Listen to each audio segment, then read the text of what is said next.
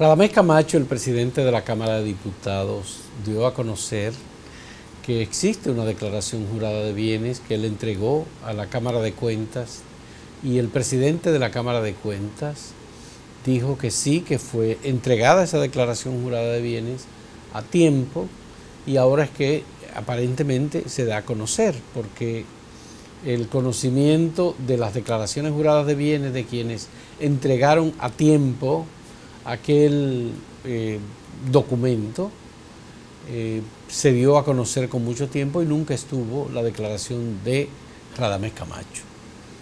Radamés Camacho siempre estuvo renuente a hablar de ese tema, y la reacción que ha tenido recientemente, considerando una vaina la ley 311-14 sobre declaración jurada de bienes, es precisamente el reflejo de su inconformidad, de su actitud frente a una ley que es obligatoria para todos los ciudadanos y muy especialmente para los funcionarios públicos.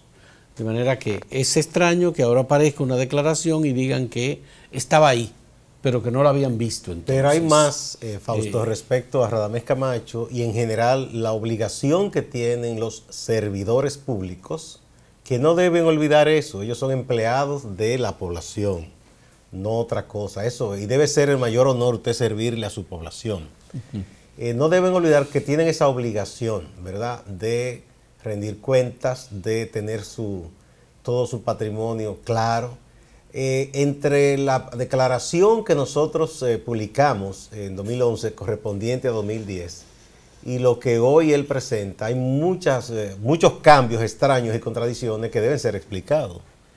Por lo que él coloca hoy como patrimonio, parece que se ha empobrecido. Se empobreció, definitivamente. Y eso sería un hecho extrañísimo, porque primero gana mucho más hoy, si nos vamos solo a los salarios, que lo que ganaba en 2010, ¿verdad? Gana mucho más. Por otro lado, que uno sepa, él no se ha declarado en quiebra, ni ha perdido sus propiedades, las que él en aquel entonces dijo que tenía. Entonces es una cosa que él debe explicar. Bueno, corregida la declaración jurada de bienes del año 2011, que correspondía al año 2010. Que según él cometió un error. Que según él se cometieron errores porque pusieron cifras. Pero la cometió él. Bueno, pues la cometió él. Que un profesor, un diputado y nada más y nada menos que el presidente de la ADP debe por lo menos leer un documento legal que va a firmar y que va a depositar. Que si en un documento usted debe poner 90.000 pesos, usted no puede poner 90 millones de pesos. Bueno, 90.000 millones, por cierto. Bueno, pero todo, es una locura lo que pasó. En esa declaración corregida del año 2011, Radamés Camacho declaró tener 28 millones de pesos. Resulta que en la declaración jurada de ahora, del año 2018, Radamés Camacho dice tener 75 millones de pesos. Y dice tener certificados en pesos y en dólares, dice tener ganado vacuno, dice tener viviendas, incluso propiedades inmobiliarias que alquila por lo que recibe fondo, más los salarios que recibe. Y todo eso la ha llevado a que su fortuna se haya duplicado en un periodo que va desde el 2011 hasta el 2018. Es decir, un periodo... Eso es tomando como cierto y válido que aquella primera declaración... estuviera correcta. Que fue errónea y que él la corrigió. Ah, porque bueno, que él la corrigió. Eso no quedó muy bien explicado nunca. Fue su palabra simplemente. Nunca quedó explicado. Entonces, el presidente de la Cámara de Diputados no ha sido transparente. Y lo que busca la ley, digamos, para decirlo como dicen los juristas, lo que busca el legislador cuando aprueba la ley de declaración jurada de bienes es la transparencia de los funcionarios. Claro. Es decir, lo que le están diciendo es, usted al momento de asumir una posición, usted debe decir cuáles son sus bienes, muebles e inmuebles, quiénes son las personas relacionadas con usted, cuáles son sus hijos, cuáles son sus padres, cuáles son sus hermanos, para evitar las colindancias que se dan en compras. Que aparezca de pronto un sobrino jovencito con muchísimo dinero. Exactamente. No se sabe de dónde viene. Todo eso. Pero además, al momento de usted salir de su función, usted tiene que hacer una declaración. Y las autoridades, ambas cosas, las evalúan. La declaración jurada de bienes de principio y la declaración jurada de bienes del final.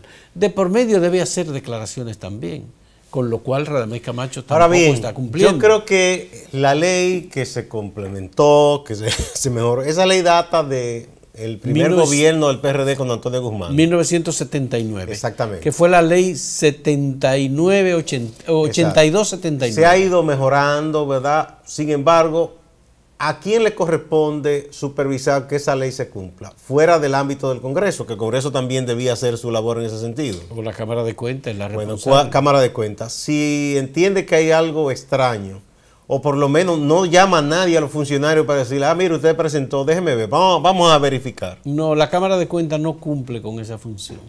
Es decir, ellos solamente reciben la declaración. Con que la gente diga, tengo esto, ya basta. Y no lo analiza. Todo eso queda en manos de organizaciones de la sociedad civil. Aquí hemos visto civil. Declaraciones de patrimonio durante todos estos años, que algunas han sido risibles, si no fuera por lo trágico que esto es. Que hay gente que le pone valor, yo no sé si sentimental, a cualquier cosa. Por ejemplo, que alguien tenga una botella de vino que le regaló su abuelo. Eso puede ser tasado, un ejemplo, un vino que ya viejo, antiguo, de colección. Y yo puedo decir eso cuesta $1,000, como puedo decir cuesta $1,000,000. Pero ¿quién confirma eso? Por ejemplo, alguien puso una vez que tenía una colección de discos y había discos que le ponía un valor, que sé yo, cuántos miles. Yo digo, bueno, esto debe ser un disco original de Gardel firmado por él mismo, digo yo. Que eso se debe seguro subastar en una de esas casas de subasta que hay en Londres. Un altísimo funcionario del Poder Judicial que hizo su declaración jurada de bienes y al final la parte por la mitad y dice, bueno, de esto a mí me toca el 50%. Esta es mi propiedad porque la otra mitad le corresponde a mi esposa. Ese es muy creativo. Por cierto que el querido amigo profesor Siriaco, que es profesor de economía, él siempre dice que aquí hay que tener cuidado las autoridades fiscales, porque aquí hay gente que hace una contabilidad muy creativa. Y hace un trasiego raro, una cosa. Cuando se le va a cobrar impuestos, dice, mira, aquí no hay nada. Tú sabes que vi una propuesta de que Radamés Camacho debe ser o investigado o debe ser por lo menos convocado por una de esas grandes universidades, el Instituto Tecnológico de Massachusetts, la Universidad de Harvard, Stanford, cualquiera de esos centros, porque el aumento de su patrimonio es verdaderamente insólito. Poca gente logra duplicar su patrimonio. El tipo de labor que él ha hecho. Duplicar su patrimonio. O es mentira que todo el tiempo nos vendieron la idea de que los profesores, antes de que se aplicara el 4%, estaban muy mal pagados, porque parece que ganaba muy bien. Sí. O los demás son botaratos y él es un hombre con una capacidad de ahorro y además una capacidad de multiplicación que ya quisieran muchos de los mejores empresarios. No, habría que ver cuál es la rentabilidad en las áreas en las que Radamés Camacho tiene inversión. Por ejemplo, él es productor de leche. Él tiene ganado vacuno, tiene ganado y con un sueldo de maestro tú te puedes hacer dueño de una cantidad de cabezas de reses importante. Bueno, parece que sí. ¿Cuánto cuesta una vaca? Yo no sé de pero esa cosa. Yo comparé la cantidad de vacas lecheras que él tenía, que él había declarado en el 2010 con la que declaró ahora en monto. Creo que en el 2010 había dicho que tenía 1.75 millones de pesos en ganado vacuno, ganado de leche. Lechero. Y ahora dice que tiene 5 millones de pesos. Bueno, le ha ido bien. Pues entonces, que los amigos de la Prolecha que se quejan, que hablen con Radamés Camacho, que le va a dar la fórmula para que sean exitosos. Pero fuera de broma, yo creo que eso nos dice la debilidad institucional de nuestro país. Porque no vemos una instancia que diga, bien, declararon los funcionarios patrimonio, vamos a verificar. Y si ven algo extraño, le llaman, mire, ¿y usted de dónde sacó esa fortuna? ¿Y usted cómo pasó de tener tal o cual actividad a tener esta empresa o ese bien en inmuebles? Sí. Entonces, son de las cosas que no deben quedar simplemente en el aire. Sí. Eso por la parte institucional y legal, porque por la parte política, los partidos cada día demuestran que no les importa la sociedad, porque los partidos deberían esas cosas tratarlas internamente y llamar a sus dirigentes y decirle, usted no puede hacer esto. Mira, aquí no se promueve, por ejemplo, la sanción de parte de los partidos políticos a personas que han cometido crímenes. Bueno, por el contrario, los protegen. Bueno, hubo un caso, el caso de Marlene Martínez, fue expulsada del PRD. Yo no sé si el señor que dirigía la UNSA fue expulsado del PLD. No, al contrario, los están defendiendo. Sí. No, ese no ha sido expulsado. Solamente con la participación. Lo destituyeron del cargo. En crímenes. Así es como que tú ves que hay como un alejamiento. Sí, pero rara vez los expulsan. A Mato Berrío nunca lo expulsaron del Partido Reformista. Ni al señor que era síndico de Vallaguana, que mató al regidor. No lo han expulsado. Y anda por ahí tranquilo. Ya, bueno. Son de estos. A ver si la sociedad toma en cuenta estas cosas y sobre todo los electores de personas como Radamés Camacho, tenemos el voto por circunscripción, toman en cuenta esto debido a que Radamés Camacho ha dicho que ya él da por satisfecha la petición de participación ciudadana. Él no ganó ninguna circunscripción. Ah, ¿verdad? Que el diputado nacional. O sea que esos son unos votos, ¿verdad?, que se acumulan. Del banquete general, de la pleamar de ese mantel del PLD que sobraron y se lo colocaron a él. O sea, así que como tú vienes a ver, es reelecto de nuevo. Es verdad, sí. Bueno, hacemos una pausa.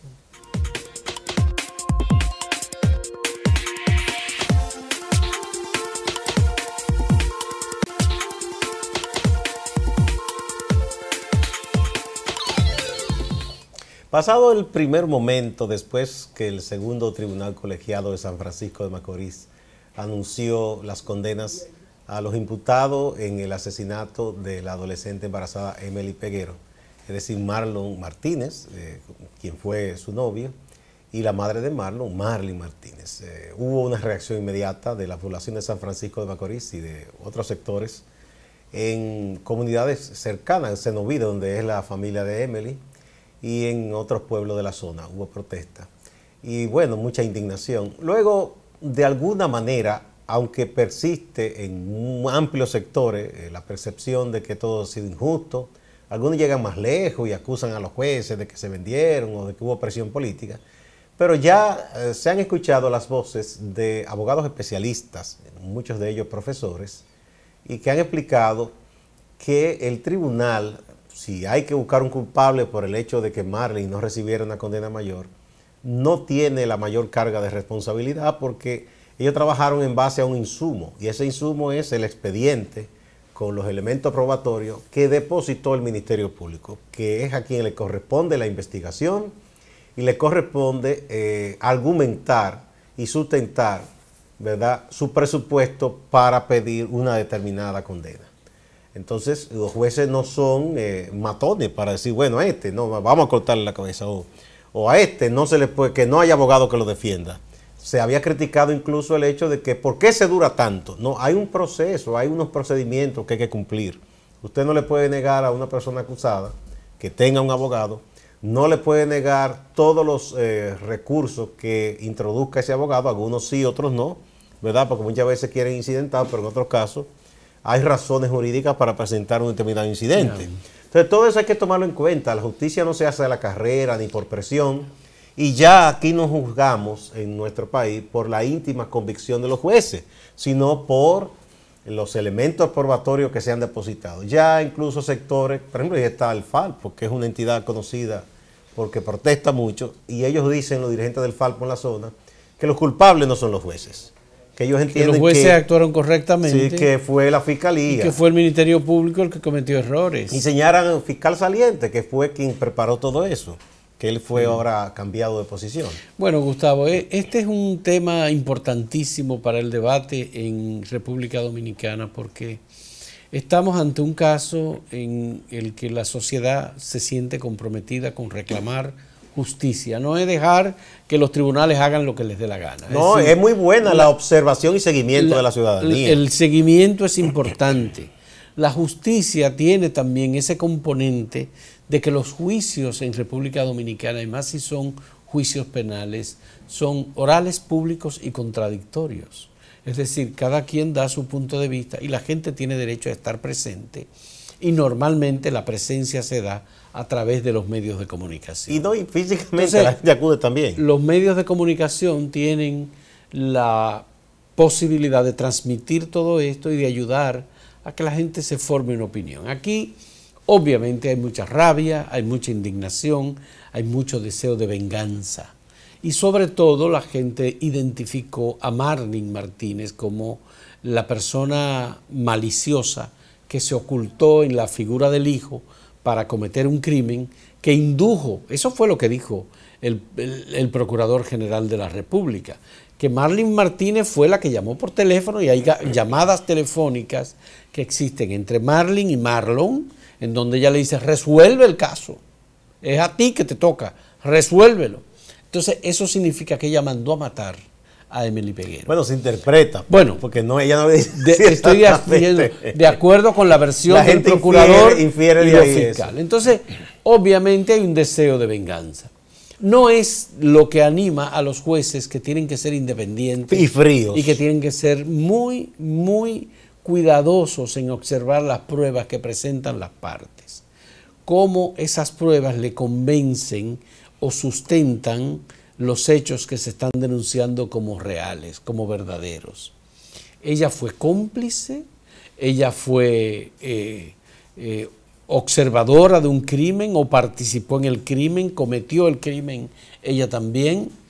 Todo eso obviamente corresponde a la presentación de las pruebas por parte de el Ministerio Público.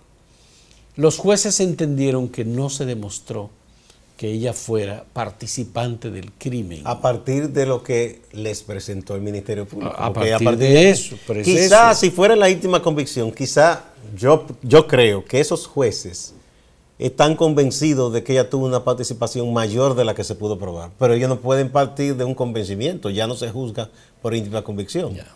Lamentablemente, entonces, o para bien o para mal. Aquí hay varios caminos institucionales que son los caminos que traza el Código Penal, la apelación, ya el Ministerio Público dijo que iba a apelar, por supuesto la familia de la víctima, en este caso de la occisa Emily Peguero, apelará también la decisión en el caso de Marlin Martínez. Pero también es muy probable que los abogados de Marlin Martínez y de Marlon apelen ya la sobre todo los de Marlin han anunciado que van a apelar, y algunos juristas que conocedores de la materia han dicho que incluso cuidado, porque en apelación ella podría inclusive resultar más favorecida. Entonces es un tema que va a ser conocido por otras instancias, una corte de apelación que deberá decidir si el tribunal colegiado que tomó la decisión actuó correctamente o actuó incorrectamente. Incluso puede ir más allá, y porque puede si no está conforme el una de las partes después de esa apelación, pueden seguir hasta llegar hasta casación a la Suprema, quién sabe. Bueno, puede variar la decisión, en este caso por parte de la Corte de Apelación, puede ser ratificada o sencillamente puede ser anulada, que es la otra versión. Si la sentencia se anula, hay que comenzar de cero. Comenzar de cero de nuevo. Entonces, son versiones que han dado algunos juristas especialistas en materia criminal y penal, y que uno dice, bueno, estos jueces han tratado de emitir una decisión que se corresponda con lo que presentaron los fiscales. Pero ojo, o sea, la ciudadanía tiene razón de más para indignarse, sobre todo la familia y todo eso, y con el historial que ha habido en este país de casos en los que ha mediado la presión política, económica, que ha mediado incluso la corrupción, la prevaricación de jueces. Aquí tenemos un caso que está pendiente de varios jueces que fueron destituidos, que están acusados aquí en el Gran Santo Domingo. Claro, la presión social, Gustavo. Entonces, todo eso también. Entonces, lo que quiero decir es que uno no puede cegarse, porque ya hay gente pidiendo la cabeza de esos jueces. Por lo que han dicho personas, respetables incluso, abogados, dicen, no, esos jueces tienen un buen historial. No se puede de momento descalificarlos a todos y decir que no sirven, que recibieron dinero, porque eso tampoco así. Porque entonces, si usted solo quiere, o sea, cuando uno acude a un tribunal, se supone que es el tercero imparcial, eso es dentro de lo que históricamente se dice, ¿no? Sí. Usted tiene que apostar a respetar esas reglas de juego a lo que usted se somete. Sí. Porque lo otro sería, bueno, yo me vengo personalmente y mato a uno que me mataron. Así no estamos en esa etapa. Entonces hay que respetar la decisión. Usted puede atacarla judicialmente, pero usted no puede pretender que todo como está con usted es porque no sirve. Porque así no son las cosas. Bueno, vamos a ver qué ocurre con cuando se calmen las aguas un poco, porque la indignación fue inmediata, ¿no? Y es entendible, es entendible. Sí, es entendible, pero esperemos a ver qué ocurre con este proceso y la notificación de la sentencia que va a ser en el mes de noviembre. Creo que 15 de noviembre. Claro, también que mucha gente, Fausto, también aprovecha esta circunstancia porque eso suena bonito. O sea, tú sumarte a la causa de la víctima, ¿verdad? Que una desgracia. Es la causa más simpática. Más simpática, eso, ¿verdad? Eso, todo el mundo, qué bien, inclusive, ¿entiendes? Oye, pero este país se identificó con la madre y el padre de Emily Peguero, entonces, por supuesto. pero no es eso de lo que se trata. Nadie está de acuerdo con ese crimen, ni dice que ese hombre y esa mujer que participaron en este caso son santos. Ahora, lo que se está diciendo es con qué contaron esos jueces, qué les entregó el Ministerio Público para ellos hacer su trabajo. Entonces, ellos hicieron un trabajo en base a lo que le entregaron. No es porque ellos quisieran haber hecho eso, incluso. Vamos a hacer una pausa.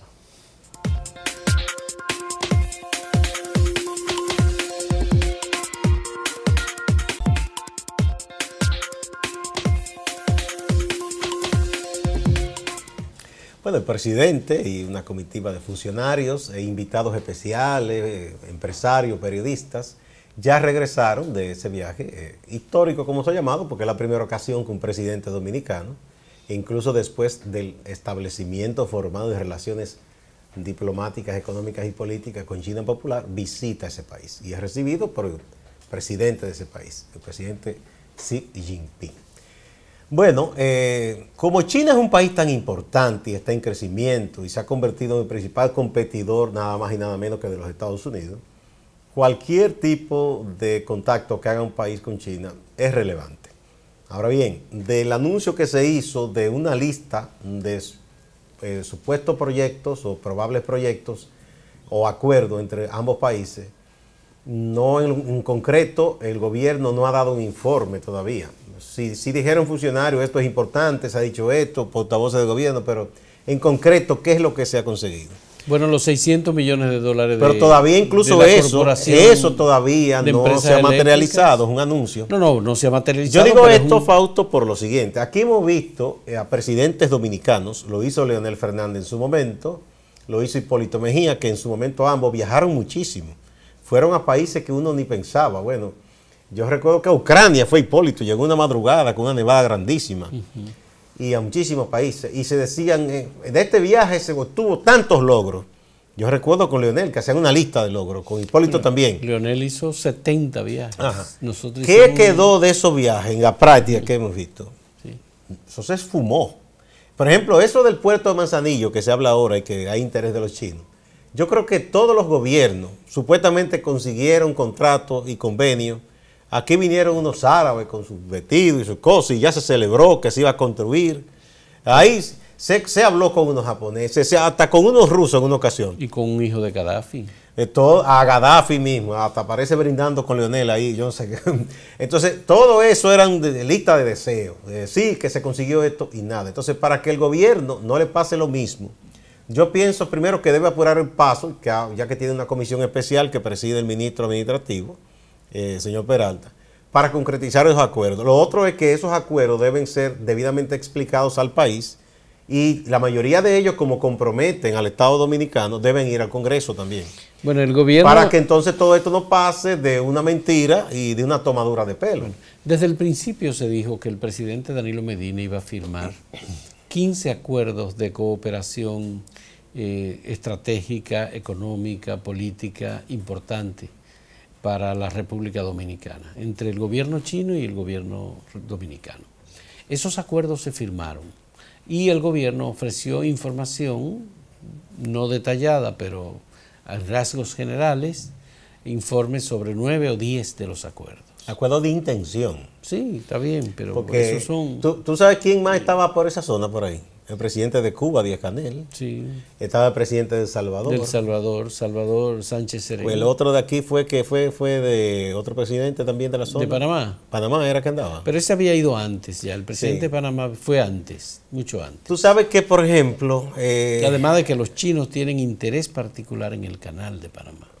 Sí, inclusive tenían antiinterés en Nicaragua, pero Nicaragua decidió abrazarse más a los taiwaneses y no se interesó por los chinos. Como hay una nueva ruta, una esclusa de las que están ampliando para barcos de mayores dimensiones que los chinos quieren también. Ese es el interés Manzanillo, porque los barcos grandes de ellos aquí no hay calado para recibirlos. Obviamente los chinos están muy interesados, ya tienen relaciones formales con Panamá, no la tenían antes, hasta el 2016, y son de los avances importantes. Pero a los chinos le importa muchísimo Panamá por el canal de Panamá, porque es una ruta de comercio. No, y además de eso, en Panamá hay unos almacenes grandísimos que los usan empresarios dominicanos y otras zonas, porque es un centro como de acopio, de importaciones y exportaciones, y dejan esas cosas en Panamá y desde Panamá la traen. Ahora, ¿tú crees que el gobierno va a ofrecer información detallada de los 15 proyectos que se firmaron? No, es lo que uno espera, es lo que uno espera y es lo que debe exigir el Congreso y exigir la oposición, y exigir el Congreso en su conjunto, porque se va a comprometer en algunas cosas al país. Y ojalá que se materialicen los acuerdos y que si son positivos, no estamos en contra de eso, pero que las cosas, usted está representando a su pueblo, no es personal. Entonces, todo eso debe quedar bien claro. Entonces hay gente que está convencida de que el turismo chino puede ser una opción importante para el país. Hay otros que creen que la yuca dominicana se puede exportar a China, o que el tabaco dominicano, los chinos fuman mucho, o que el ron dominicano puede ser un punto importante de exportación, por ejemplo. Porque esos son cosas exóticas y los chinos ya tienen gusto de clase media alta y de clase alta. Hay muchísimos millonarios en China, hay más que en Estados Unidos ya. Sí, entonces obviamente los chinos tienen la posibilidad de consumir muchos productos dominicanos o de que muchos chinos puedan venir a hacer turismo en República Dominicana. Ahora, ¿cuáles son las cosas que le interesan a los chinos cuando hablamos de turismo? A los chinos les interesan temas históricos, les interesa arquitectura, ciudades del pasado con mucha historia. Aquí no hay tanto de eso. Bueno, las hay. No andan en buenas condiciones, pero las si seguimos mejorando la zona colonial, rescatar la vieja Isabel en Puerto Plata, hay una serie de cosas. La primacía de las Américas, el hecho de Cristóbal Colón, hay que darle a conocer un poco más a Colón, a los chinos. Tú sabes que nosotros tenemos... Y un día ellos se van ya no a saturar, pero ya dirán, conocemos suficientemente a su vecina Rusia, que dicen que está acaparando la mayor parte de los viajeros chinos, y otros países de Europa y el Pacífico norteamericano, y van a venir para acá. Tenemos que prepararnos entonces para satisfacer los gustos chinos en el turismo. Sí, los chinos también son muy abiertos, ellos aprenden a comer de todo y nos venden de todo también. Señores, muchas gracias, pasen buen fin de semana, nos vemos el lunes.